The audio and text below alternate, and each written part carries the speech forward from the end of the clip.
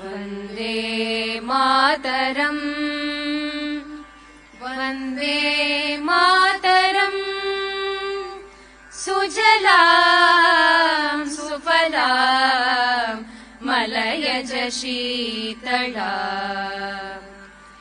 எத்திசையும் புகழ் மணக்க இருந்த பெரும் தமிழனங்கே தமிழனங்கே உன் சீரிளமை திறம்பியல்ந்து செயல் மறந்து வாழ்த்துதுமே. சி ஜோசப் விஜய் எனும் நான்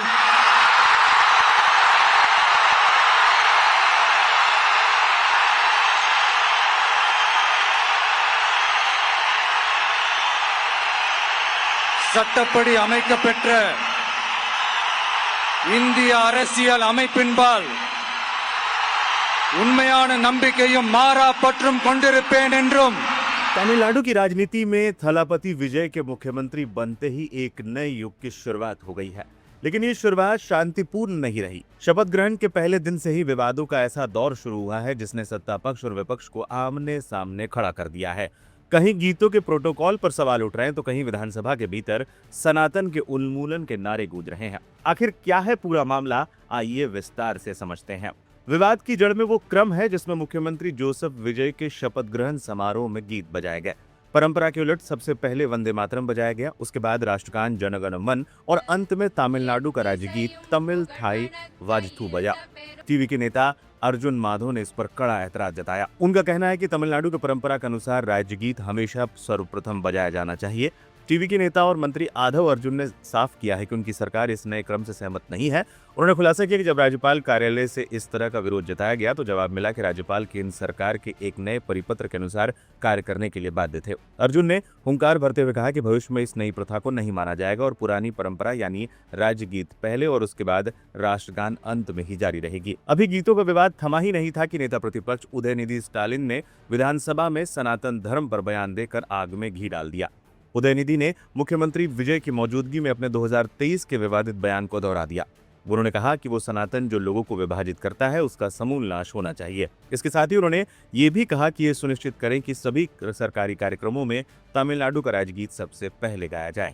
எங்களோட கருத்து என்ன அப்படின்னா, பாஜக ஆட்சிக்கு வந்திருக்கக்கூடிய மேற்கு வங்க மாநிலத்துல பதவியேற்பு நிகழ்ச்சியின் போது வந்தே மாதரம் பாட்டு பாடப்படல.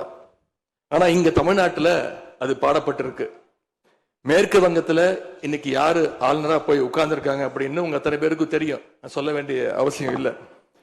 அவர் இங்க ஆளுநரா இருந்தப்போ தமிழ்நாடு சட்டமன்ற பேரவையில தமிழ்தாய் வாழ்த்துக்கு முன்னாடி தேசிய கீதம் பாடணும்னு பேரவையினுடைய மரபையே மாத்த சொன்னவர் தான் இன்னைக்கு மேற்கு வங்கத்துல ஆளுநரா இருக்கிறார். தோழமை இயக்க சட்டமன்ற உறுப்பினருடைய ஆதரவோடு ஆட்சி அமைத்திருக்கக்கூடிய புதிய அரசிற்கும் மாண்பு முதலமைச்சர் அவர்களுக்கும் என்னுடைய வாழ்த்துக்களை நான் மீண்டும் தெரிவித்துக் கொள்கின்றேன். जब उदयनिधि ये कह रहे थे तब सीएम विजय ठीक उनके सामने बैठे थे। बता दें, उदयनिधि ने पहले भी सनातन की तुलना मच्छर, डेंगू और कोरोना से की थी, जिस पर देश भर में बवाल हुआ था। उदयनिधि यही नहीं रुके, उन्होंने पुराने कॉलेज कनेक्शन का हवाला देते हुए विजय को सुझाव भी दिए। लेकिन सनातन पर उनके अड़ियल रुख ने बीजेपी और हिंदूवादी संगठनों को फिर से सड़कों पर उतरने का मौका दे दिया है। विपक्ष का आरोप है कि कांग्रेस और डीएमके गठबंधन केवल तुष्टीकरण की राजनीति कर रहे हैं, जबकि सत्ता पक्ष इसे सामाजिक न्याय की लड़ाई बता रहा है। तमिलनाडु में सत्ता परिवर्तन के साथ ही वैचारिक युद्ध भी तेज हो गया है। एक तरफ परंपरा और स्वाभिमान की दुहाई है तो दूसरी तरफ धर्म और राजनीति का पुराना टकराव। क्या मुख्यमंत्री जोसेफ विजय इन विवादों के बीच अपनी विजय बरकरार रख पाएंगे या फिर तमिलनाडु की राजनीति इस तरह के विवादों के भंवर में फंसी रहेगी?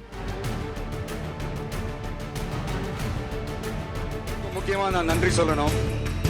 அது இந்த விஜய் மாமாவோட குட்டி நண்பா நண்பி.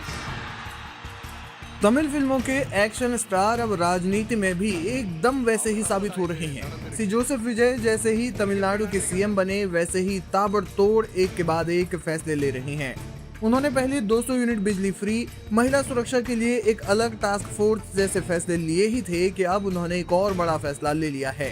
मुख्यमंत्री विजय ने सत्ता संभालने के बाद शिक्षा संस्थानों और धार्मिक स्थलों की गरिमा को बहाल करने का आदेश जारी किया है। उन्होंने अधिकारियों को सख्त निर्देश देते हुए कहा कि सभी स्कूलों, कॉलेजों और पूजा स्थलों और बस अड्डों के 500 मीटर के दायरे में आने वाली सभी सरकारी शराब की दुकानें तत्काल प्रभाव से बंद कर दी जाएं। विजय ने इस फैसले को लागू करने के लिए केवल 2 हफ्ते का समय दिया है। आदेश में स्पष्ट कहा गया है कि निर्धारित समय सीमा के बाद अगर कोई दुकान इस दायरे में चालू पाई गई तो संबंधित अधिकारियों पर कड़ी कार्रवाई की जाएगी। मुख्यमंत्री कार्यालय की ओर से जारी बयान में कहा गया है कि हमारे बच्चों का भविष्य शराब की दुकानों के सामने से गुजरते हुए खराब नहीं होना चाहिए। शिक्षा के मंदिरों और श्रद्धा के केंद्रों के पास नशे का कोई स्थान नहीं है। उन्होंने स्पष्ट किया कि उनकी सरकार राज्य के फंड या फिर राजस्व को बढ़ाने के लिए बच्चों के भविष्य से खिलवाड़ नहीं करेगी। इस फैसले के बाद राज्य के किसी भी स्कूल, कॉलेज के बाहर 500 मीटर तक कोई भी शराब नहीं मिलेगी। आपको बता दें कि विजय ने सीएम बनने के बाद अपने पहले ही दिन कई बड़े फैसलों पर दस्तखत किए और आम आदमी को महंगाई से राहत देते हुए विजय ने राज्य के हर घरेलू उपभोक्ता को 200 यूनिट तक मुफ्त बिजली देने का वादा किया। इसके अलावा महिलाओं की सुरक्षा के लिए एक विशेष टास्क फोर्स का गठन किया गया जो राज्य के संवेदनशील इलाकों में 24 घंटे तैनात रहेगी। उन्होंने फैसला किया कि युवाओं को नशे की लत से बचाने के लिए हर जिले में एक विशेष टास्क फोर्स तैनात की जाएगी जो केवल नशीले पदार्थों की तस्करी और बिक्री पर लगाम लगाएगी। शपथ ग्रहण पर विजय का शानदार भाषण। शपथ लेने के दौरान अपने संबोधन में विजय ने लाखों की भीड़ को मंत्रमुग्ध कर दिया। उन्होंने कहा, मैं यहाँ कोई फरिश्ता बनकर नहीं आया हूँ, मैं एक सहायक निर्देशक का बेटा हूँ, आपका भाई हूँ, मैंने गरीबी देखी है और मैं उस भूख को समझता हूँ। उन्होंने विपक्षी दलों पर निशाना साधते हुए कहा कि राज्य पर 10 लाख करोड़ रुपए से ज्यादा का कर्ज है और वो जल्द ही आर्थिक स्थिति पर एक श्वेत पत्र लाएंगे। विजय ने युवाओं और बच्चों से विशेष संवाद करते हुए कहा कि जो बच्चे मुझे विजय मामा कहते हैं, मैं उनसे वादा करता हूं कि आपका भविष्य सुरक्षित हाथों में है। उन्होंने ये भी साफ किया कि उनकी सरकार में केवल एक ही पावर सेंटर होगा और भ्रष्टाचार के लिए कोई जगह नहीं होगी। विजय के इन ताबड़तोड़ फैसलों ने विपक्ष को रक्षात्मक मुद्रा में ला दिया है।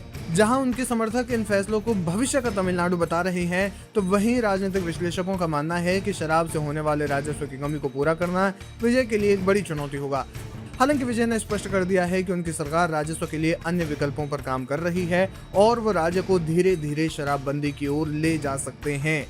तमिलनाडु की जनता के लिए ये बदलाव किसी चमत्कार से कम नहीं है। अब देखना होगा कि थलापति से सीएम बने विजय अपने इन क्रांतिकारी फैसलों को जमीनी स्तर पर कितनी मजबूती से लागू कर पाते हैं। फिलहाल उनकी इस वार ने उन लोगों में खौफ पैदा कर दिया है जो स्कूलों और मंदिरों के पास नशे का कारोबार कर रहे थे। आपको विजय का ये फैसला कैसा लगा, हमें कमेंट सेक्शन में जाकर जरूर बताएं।